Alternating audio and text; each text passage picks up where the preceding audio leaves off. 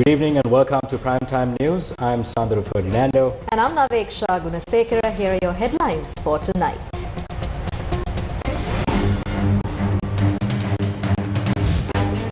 IMF says continuation of the reform program is essential. President Dissanayake says the government's ultimate goal is to ensure that the benefits of economic recovery directly reach the people.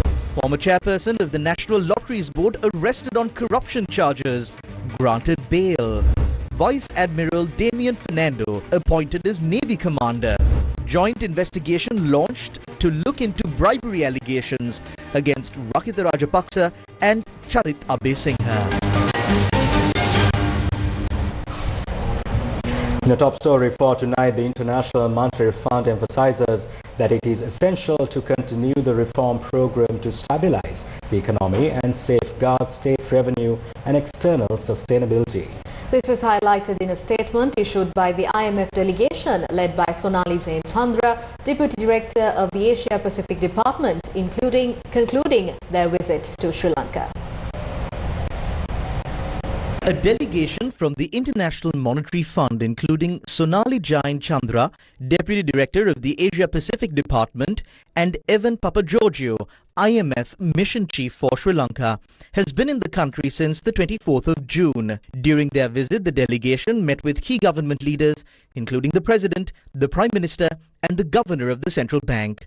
They also held discussions with representatives from the private sector, civil society organizations, and development partners. During their meeting with the President this morning, the IMF delegation expressed their appreciation for Sri Lanka's resilience, reaffirming their support for the government's reform agenda. They emphasized that the country's visionary response to the energy crisis demonstrates a strong commitment to sound economic policy. The President's media division stated that the IMF highly commended the government's economic management, noting that Sri Lanka has achieved greater progress than many other countries currently implementing IMF-supported programs. The delegation praised the government for maintaining macroeconomic stability and staying committed to reforms despite a series of external shocks. They assured continued support for the next steps in economic recovery. The delegation informed the President that Sri Lanka's program performance will be officially assessed during the 7th review of the Extended Fund Facility scheduled for September. They stressed that continuing the pace of reforms is essential to overcome external challenges, safeguard fiscal and external sustainability, strengthen resilience, and ensure inclusive, long-term economic growth. The President said that while economic stability is a priority, the government's ultimate goal is to ensure the benefits of this recovery reach the people directly. He emphasized that every effort is being made to translate economic growth into tangible improvements in the livelihoods and living standards of citizens. The President noted that external shocks, such as a U.S. tariff imposition, the destruction caused by Cyclone Ditwa, and the conflict in the Middle East had caused disruptions. However, he reaffirmed that the government acted promptly to protect macroeconomic and social stability. With less than a year remaining in the EFF program, the government remains focused on its successful completion and ensuring that the benefits of stability are felt by all citizens. Additionally, the IMF delegation met with Prime Minister Dr. Harini Amarasuriya. They commended Sri Lanka's economic progress, particularly the significant decline in inflation and overall stabilization of the economy. They expressed their readiness to support Sri Lanka in addressing challenges arising from global economic uncertainties. Concluding the visit, IMF Mission Chief Evan Papageorgiou issued a statement outlining several core areas for Sri Lanka's continued focus. Continue efforts to improve tax compliance, broaden the tax base, and enhance public financial management, specifically by preventing the re-emergence of expenditure areas. Resolve bottlenecks in spending execution, including disaster-related support, to ensure effective recovery and reconstruction following the cyclone. Accelerate the reform of state-owned enterprises and maintain cost recovery energy pricing to minimize fiscal risks. Prioritize adequate targeting and coverage of social safety nets to ensure vulnerable families are protected. Accelerate the capacity building of the Public Debt Management Office to promote prudent debt management, deepen domestic debt markets, and facilitate an eventual return to international capital markets. maintain a prudent, agile and data-dependent monetary policy to safeguard price stability. Exchange rate flexibility is essential to support external adjustment, with foreign exchange intervention strictly limited to addressing excessive volatility. Phase out balance of payment restrictions and strengthen safeguards regarding operational risks, cybersecurity and anti-money laundering and combating the financing of terrorism.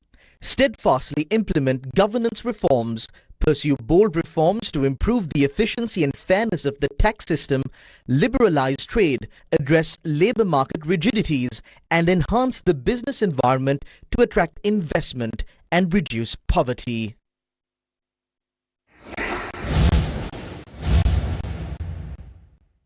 During the end of mission press briefing held today, Mission Chief for Sri Lanka at the International Monetary Fund, Evan Papageorgiou, said that the country has shown notable resilience despite the Middle East conflict that has placed significant pressure on the Sri Lankan economy.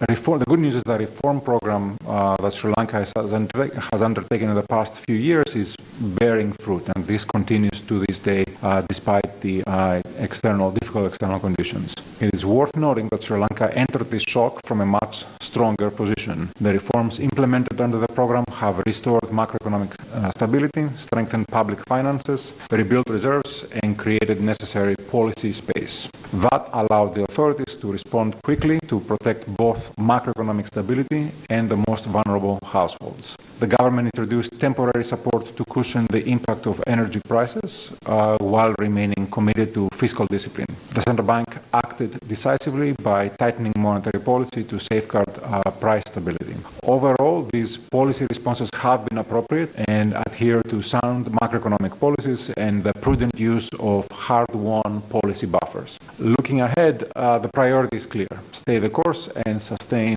reform momentum. The so-called joint opposition says that they had a meeting with representatives of the IMF and came to an agreement on in regards to relief that can be given to the public. Is there any truth to that? What are your comments on that? And at the same time, the opposition leader also says that there needs to be a separate agreement, and what the current administration is doing is something else. What are your comments on that as well?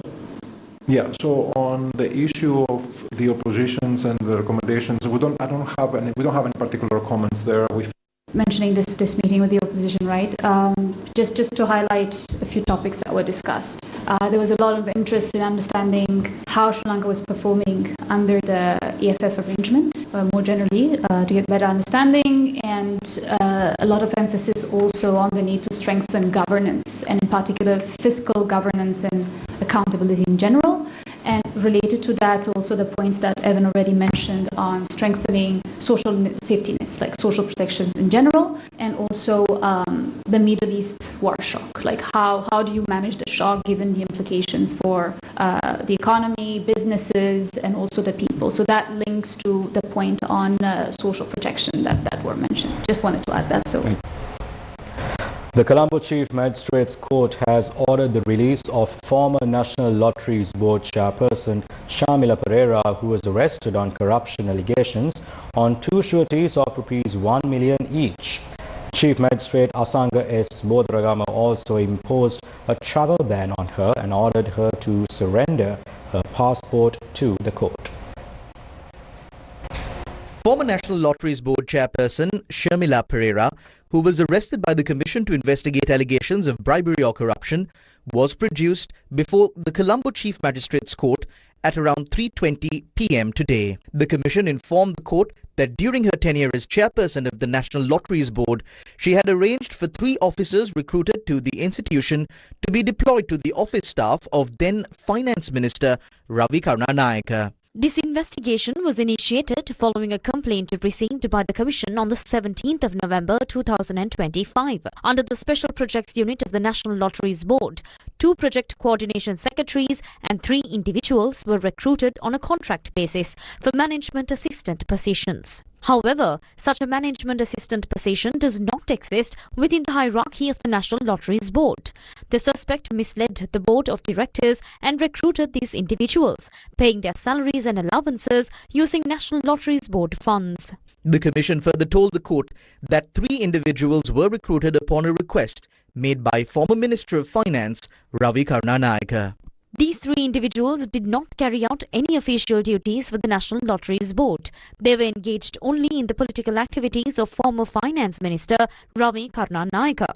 However, their salaries and allowances were fully paid by the National Lotteries Board. By misleading the Board of Directors, she caused a financial loss of over 3 million rupees to the state by paying salaries and allowances to these recruited employees using board funds. We submit that this constitutes an offence under Section 70 of the Bribery Act. Further investigations are ongoing. Therefore, we request that the suspect be remanded. Appearing for the suspect, President's counsel Kalinga in the Thissa requested the court to release her on bail, stating that she had fully cooperated with the investigation and had not influenced any witnesses. After considering the submissions, the Chief Magistrate ordered the release of the suspect on bail. The Batticaloa Magistrates Court has ordered that former State Minister Sirasa Chandrakanthan, alias Pillayan, who is currently in custody in connection with investigations into 5 murders that took place in several areas of the Eastern Province, be remanded in custody until the 13th of July. This order was issued when the case was called up before the Batticaloa Magistrates Court today. On the 15th of June, the Criminal Investigation Department reported to the Batticaloa Magistrates Court on the investigations conducted into 5 homicides that took place in 2008. At that time, the Batticaloa Magistrate Court then ordered that Sirasa Chandrakanthan alias Pillayan, who had been named as the 3rd suspect in the case, be produced in court the next time the case was called. Accordingly, he was produced in court this morning. Sirasa Chandrakanthan, the leader of the Tamil Makkal Viduthalai Pulikal or TMVP party, who was arrested in connection with the abduction and disappearance of former Vice-Chancellor of the Eastern University, Professor Sivasubramaniam Ravindranath, was produced before the Mount Lavinia Magistrates Court on the 2nd of April. He was arrested by the CID on the 8th of April 2025, and when he was produced to court, he had been detained and questioned for 359 days. During this lengthy period, detention orders had been obtained against him 4 times. The final detention order was set to expire on the 3rd of April, and he was placed in remand custody under court orders. Pillayan was previously held in remand custody for several years in connection with the assassination of former Tamil National Alliance Member of Parliament Joseph Pararajasingham. Investigation into the allegations of soliciting a bribe of 120 million rupees from organized criminal Nadun Shintaka alias Harakata will be conducted jointly by the Commission to investigate allegations of bribery or corruption and the Criminal Investigation Department. The police stated that this decision to conduct a joint investigation was made to facilitate the ongoing inquiries. 3 suspects, including Rakitha Rajapaksa, son of former Minister of Justice Dr. Vijayadasa Rajapaksa, and Charit Abesinghe, former Horana electoral organizer for the Samagi Jana Balavegia, have been arrested and remanded for their alleged involvement in soliciting a bribe. The suspects are accused of soliciting a bribe of 500 million rupees and accepting 120 million rupees of that amount under the pretext of preventing the police from killing Harakata while he was being held by the CID under detention orders. The bribe was also allegedly solicited to facilitate the removal of detention orders against Harakata, ensure that he is transferred from the Busa High Security Prison to another facility, and to release him from further investigations and related legal proceedings. Investigations reveal that the 500 million rupee sum was originally solicited from Harakata's wife, Madhushika Madhuvanti, in Dubai in 2023. The amount was later reduced to 200 million rupees, with 120 million rupees accepted as an advance payment. Following a lengthy investigation based on an anonymous complaint received by the Commission to investigate allegations of bribery or corruption, on the 4th of March 2025, 3 suspects were arrested and remanded. As further information has emerged regarding the involvement of several other suspects, investigations into the matter are ongoing. During a media briefing held in Colombo today, the lawyers for Truth and Justice organization urged for an immediate investigation into whether people who accepted bribes from organized crime leaders were behind the recent surge in criminal activities in the country. In recent days, daily shootings became a major news headline in this country. Day after day, we heard about shootings happening in various places, resulting in the death of underworld members and certain civilians. People have used their official designations and state power simply because their father or someone from their family was in politics, protecting the underworld and making decisions on whether the underworld figures are killed or not. The security forces, the police and the CID of this country must investigate whether these individuals have any connections to the crimes that took place in the past. The government must pay attention to this. They tried to create a massive boogeyman, saying that national security is at risk. In that manner, strong pressure and allegations were directed at the government. Now the question is, were these hidden hands behind those things as well? We revealed during press conferences that certain of these same people have connections to the series of events involving the import of substandard coal to this country. The government must clearly investigate those matters. We urge the government to initiate a broad investigation.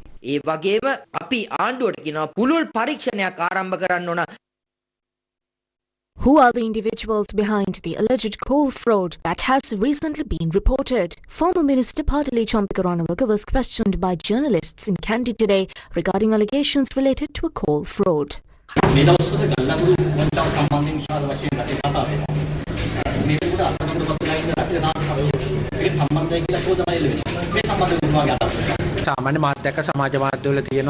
Generally, I have also seen on social media that Rakitha Rajapaksa is said to be a representative of a local company. I'm not fully aware of that. However, if he is a representative of that local company, if he is the appointed representative, then he is a person who has been implicated in fraud cases involving the cricket board in this country. Also, the foreign representative, Sarat Reddy, is someone who was previously convicted in India in connection with a liquor-related racket. These are the kinds of individuals, people with allegations of being involved in fraudulent activities who are behind this project.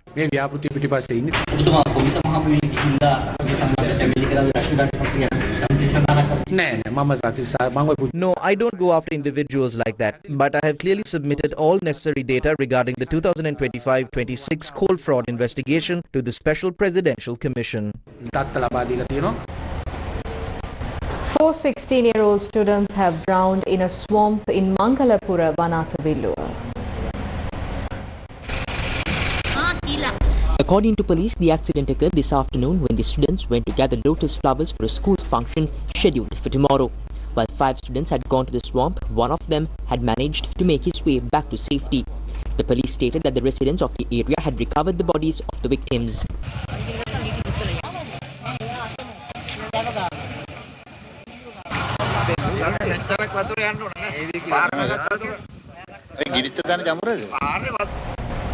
The President has appointed Vice Admiral Damien Fernando as the new commander of the Navy. Navy Commander Kanchana Banagoda will retire from his post tomorrow, and he has been promoted to the rank of Admiral in line with his retirement. Rear Admiral Damien Fernando, who served as the Chief of Staff of the Sri Lanka Navy, has been promoted to the rank of Vice Admiral and thereafter appointed as the 27th Commander of the Sri Lanka Navy. The appointment letter was handed over to the Navy Commander by Secretary to the President, Dr. Nandika Sanat Kumarnayaka, at the Presidential Secretariat this evening. His appointment will come into effect from the 1st of July. Damien Fernando, a past pupil of St. Joseph Vaz College, Venapur, joined the Navy in 1991 as an executive branch cadet officer under the 21st intake. During a distinguished 35-year naval career, Vice Admiral Damien Fernando has completed numerous local and foreign professional and specialist training courses. He is an officer whose service has been recognized with Ranashura and Uttama Seva medals, as well as letters of commendation presented at 6 different instances by various Sri Lanka Navy commanders in appreciation of his professional skill, efficiency, and outstanding contributions. Meanwhile, Navy Commander Vice Admiral, who has received a promotion to the rank of Admiral, is scheduled to retire from his office tomorrow.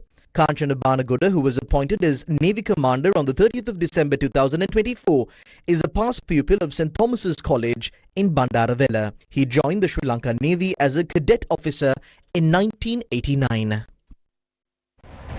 A guaranteed price has been announced for the paddy harvest of the Yala season. The Minister of Trade, Commerce and Food Security, Vasantha Samarasinghe, clarified the details. We currently have 120,000 metric tons of paddy that we purchased as the Paddy Marketing Board. So now we are facing a problem. The government has allocated funds to buy paddy from the 2026 Yala season. If we are to prepare for this paddy purchasing, we need to empty our warehouse. Therefore, we have now called for the tenders to sell 60,000 metric tons out of that 120,000 metric tons under 4 bulk stocks. Now those who claim they would buy paddy at 150 can come forward. We have 60,000 metric tons of well-dried paddy that has been kept for 4, 5 or 6 months. They can decide on a price and buy it. At the same time, we expect to convert this stock into rice and supply it to the consumers while simultaneously emptying our warehouses. This is so we can purchase the farmer's paddy at 120 to buy it at 120 rupees. So when we are about to do this to purchase at 120, the issue we face is converting the paddy currently in the warehouse into rice and releasing it to the market. We have received various proposals regarding this. If we do not clear out and empty these warehouses, we won't be able to buy the farmer's paddy at 120. That is why we are deciding to either sell it as paddy or convert it into rice and get it to the consumer by some means. The government will buy Nadu paddy at 120, Samba at 130 and Kiri Samba at 140.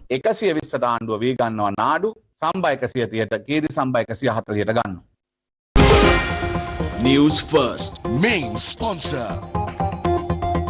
2 countries, 2 degrees within 4 years. Call ACBT. Watch the FIFA World Cup live, where the best football teams in the world compete. Live matches, Rewind TV, highlights, reels. Watch it all for free. Download the Pure mobile app now. Watch the FIFA World Cup live, where the best football teams in the world compete. Live matches, Rewind TV, highlights, reels. Watch it all for free. Download the Pure mobile app. Weather first. The Department of Meteorology has issued an advisory warning of strong winds and rough sea conditions today. For further weather updates, we now turn to Viara Virakun. Yes, thank you, Sandaru. And now, Iksha, now the Department of Meteorology states that due to the active southwest monsoon conditions prevailing across the island, strong winds reaching 40 to 50 kilometers per hour may occur at times in the western, Sabaragamuwa, central, southern, north central and northwestern provinces, as well as in the Trincomalee districts. Now, it further notes that sea waves in the coastal areas from Chilau to Pothuil, where Colombo, Galle and Hambantota may rise up to 2 to 3 meters offshore. Meanwhile, several spells of rain are expected in the western, Sabaragamuwa and northwestern provinces, as well as in the Galle and Mathura, Kandy, as well as in Nuwara districts. Showers or thunder showers are also likely at a few places in the Uva province and in the Ampara and the Batticaloa districts.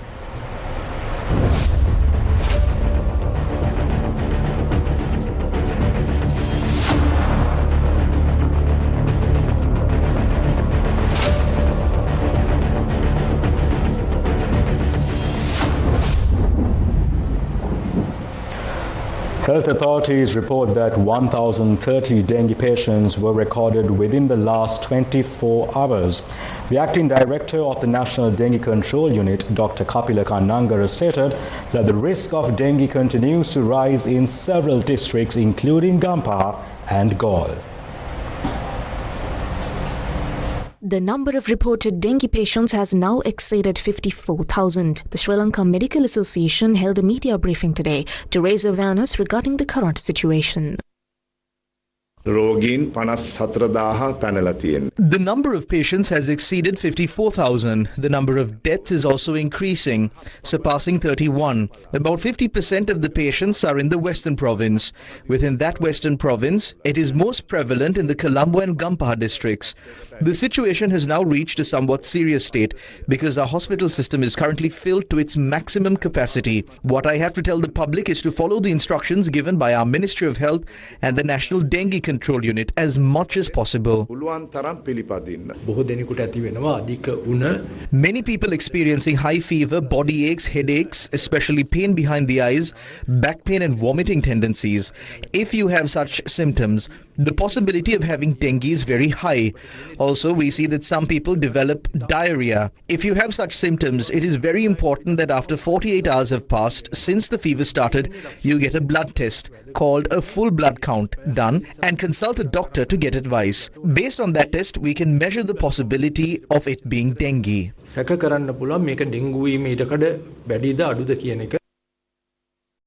Watch the FIFA World Cup live, where the best football teams in the world compete. Live matches, Rewind TV, highlights, reels. Watch it all for free. Download the Pure mobile app now. The Sirasa Ruhunumaya Poson Puja. For the first time in history, the Sirasa Media Network has simultaneously organized 3 Poson zones for thousands of Buddhist devotees. All 3 Poson zones remain open for devotees today as well.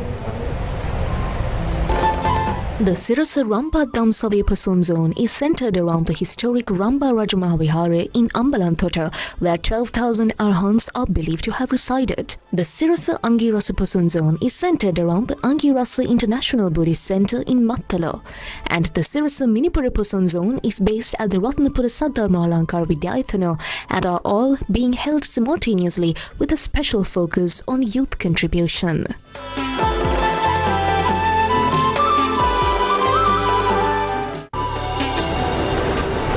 The exposition of the sacred relics of the Buddha brought from the Ambalangoda Mahachaitya Pirivana was held for the 2nd consecutive day today at the Sirasa Ramba Damsavya Poson Zone at the historic Ramba Rajamahawihara in Ambalanthota. Over 500 Dhamma school teachers from the Hambantota district who have voluntarily taught children for more than 25 years were honored today at the Sirasa Ramba Damsavya Poson Zone. A variety of events including pandals, lanterns and devotional songs are scheduled to take place in this Poson Zone tonight. Today marks the 2nd day of the Sirasa Minipura Poson Zone, centered around the city and the Ratnapura Saddharma Alankar Vidyayatana. Organized with the full cooperation of the Minikirana Business and Professional Association, the spectacular pandal featured at the Sirasa Minipura Poson Zone depicts the Sumana Malakara Jataka. Initiated with the blessings of multi-faith leaders, the Ratnapura Minipura Poson Zone will continue until the 5th of July. The Sirasa Angirasa Poson Zone being held at the Mattala International Sri Angirasa Buddhist Center Hambantota will continue until the 3rd of next month. Devotees were given the opportunity yesterday to deposit sacred objects into the relic chamber of the Angirasa Budukana Mahasaya. Jayapala Suseo Heva, affectionately known across the Newsfirst newsroom simply as Suseo, the long-serving Kalutara district correspondent, passed away this morning at the age of 76.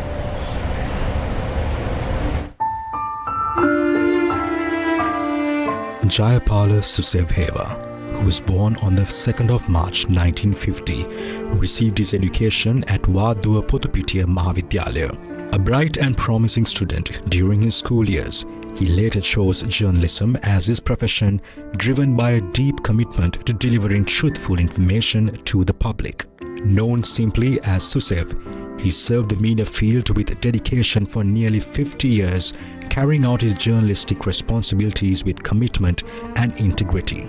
A father of 2, he passed away while receiving treatment at the Apeksha Hospital in Maharagama. His remains will be placed at the Mahinda Funeral Parlour in Kalutara North from 5 p.m. today. The final rites will take place on the day after tomorrow at the public cemetery in Kalutara North.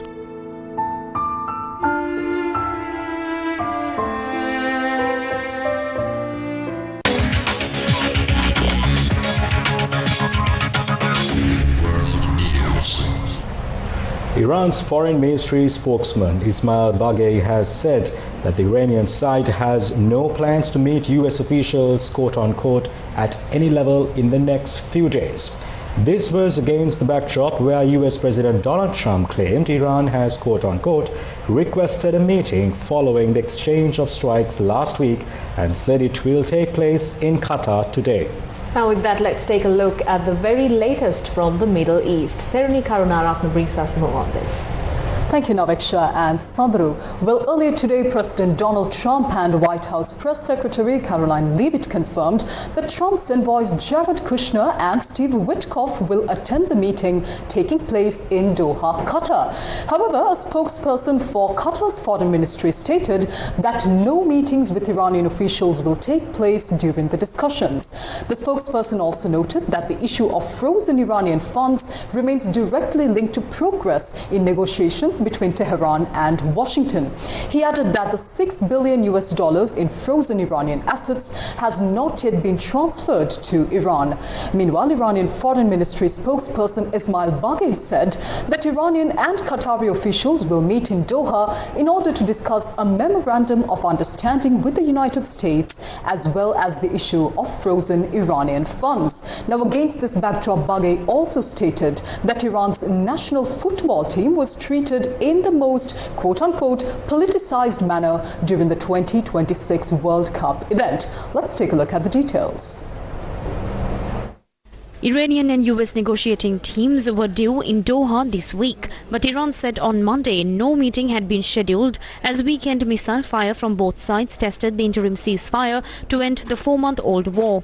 US President Donald Trump, however, later confirmed that he will be sending his son-in-law Jared Kushner and his special envoy Steve Witkoff to lead the negotiating team, according to his press secretary Caroline Leavitt. Just spoke with the president about it. Iran has requested a meeting this week, so Special Envoy Witkoff and Jared Kushner will be flying to Doha for high-level meetings this week as we continue to discuss the memorandum of understanding. On the sidelines of those high-level talks will be the technical talks. While Iran is sending its technical delegation to Qatar this week, Foreign Ministry spokesperson Ismail Baghei said this had no relation to the Americans' visit and no talks between the two sides were scheduled. Baghei said, and I quote, "We will not have any negotiation meetings at any level with the American side in the coming days," end quote. The disagreement over whether the sides would even meet underscored the fragility of a June 17 accord to pause a conflict that had disrupted global oil flows through the Strait of Hormuz and created a political headache for Trump ahead of November's congressional elections. The US and Iran gave themselves at least 60 days to implement the 14-point memorandum of understanding to extend an April ceasefire, discuss Iran's nuclear program and negotiate a permanent truce. But progress had been halting, with each side accusing the other of violating agreed terms. Meanwhile, Foreign Minister of Germany has held talks with US Secretary of State Marco Rubio in Washington, D.C. and reaffirmed support for the US-Iran MOU. In a statement on X, he said the deal was an important step and that it creates an opportunity for diplomacy in what remains a highly fragile situation. He added, quote, "The priority now is to reach a sustainable solution that ensures safe and free passage through the Strait of Hormuz, and in particular addresses Iran's nuclear program, which must never again pose a threat," end quote. Meanwhile, Iran's foreign minister has discussed the Memorandum of Understanding and its implementation during a phone call with his French counterpart, according to Iranian state media. Iran's IRIB broadcaster confirmed that Iranian Foreign Minister Abbas Araghchi and his French counterpart reviewed and exchanged views on the latest regional and international developments regarding the US-Iran MOU, with, quote-unquote, the aim of ending the war imposed by the US and Israel against Iran. The report comes after Iran's deputy foreign minister criticized comments by French President Emmanuel Macron, who said Paris was working with Oman on demining the Strait of Hormuz. Kazem Garibabadi said demining in the strait is solely Iran's responsibility and that, quote-unquote, we fundamentally do not permit such a thing. Oman's foreign minister has appeared to back the same claim. According to Oman's foreign ministry, Badr bin Hamad Abdul Saidi told foreign media yesterday that responsibility for ensuring the strait and international recognized shipping lanes are free of any mine-related hazards primarily rests with Iran, as per the US-Iran MOU. He also affirmed Oman's Iran's openness to contributing to regional and international efforts whenever requested. With the window for finding survivors closing fast, Venezuelans are combing through the ruins of buildings toppled by last week's powerful back-to-back earthquakes amid growing fears of a humanitarian crisis that could last years. NASA's researchers estimated that approximately 58,870 buildings were damaged or destroyed by the twin earthquakes that struck central and northern Venezuela, according to a report based on satellite radar data. The report determined the impact of the earthquakes using radar from the Sentinel-1 satellite operated by the European Space Agency. Venezuelan authorities said yesterday that at least 1,719 people have been killed and 5,034 injured in the twin earthquakes that struck last week in the northern state of La Guaira.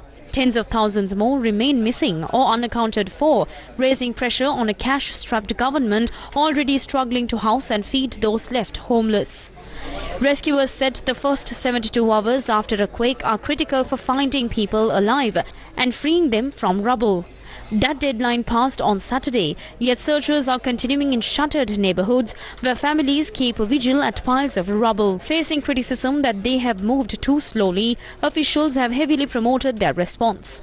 Police and soldiers handed out cans of tuna and crackers to displaced residents in La Guaira, while National Assembly President Jorge Rodriguez said electricity had been restored to 90% of the state and 15 temporary camps have been set up. International aid groups have also arrived in Venezuela to support relief efforts following the deadly quakes.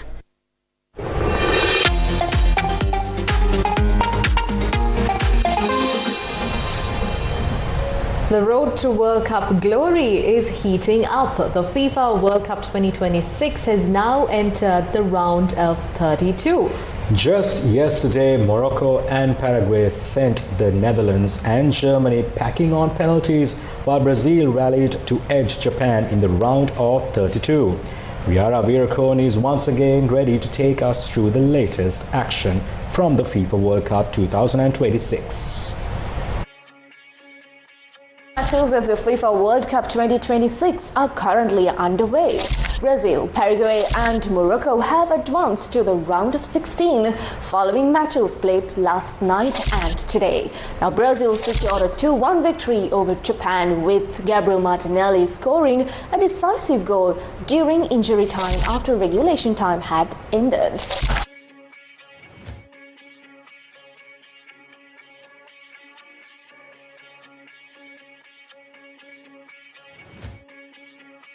Four-time world champions Germany have been eliminated from the tournament after a 4-3 penalty shootout defeat to Paraguay.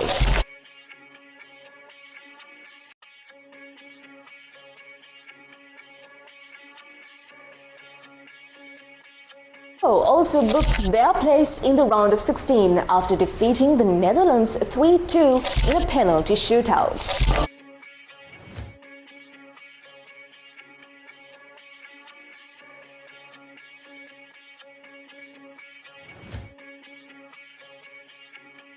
At the end of the group stage in the 48-team tournament, 16 teams were eliminated, including strong sides such as Iran, South Korea, Uruguay and Scotland. Canada, South Africa, Bosnia and Herzegovina, Ivory Coast, Congo and Egypt have all qualified for the second round of a World Cup tournament for the first time in their history. So far, 4 teams have secured their places in the round of 16. 4 more teams are expected to join them following matches scheduled for today and tomorrow. Now, fixtures ahead include Ivory Coast vs Norway to kick off today at 10:30 p.m, France vs Sweden tomorrow at 2:30 a.m, Mexico and Ecuador tomorrow at 6:30 a.m. Now, England and Congo will also secure their spot in the round of 16 after a decisive encounter tomorrow at 9:30 p.m. The licensed broadcasting rights for the 2026 FIFA World Cup in Sri Lanka are held by the Maharaja Media Network. All matches will be broadcasted live on Sirasa TV and TV1.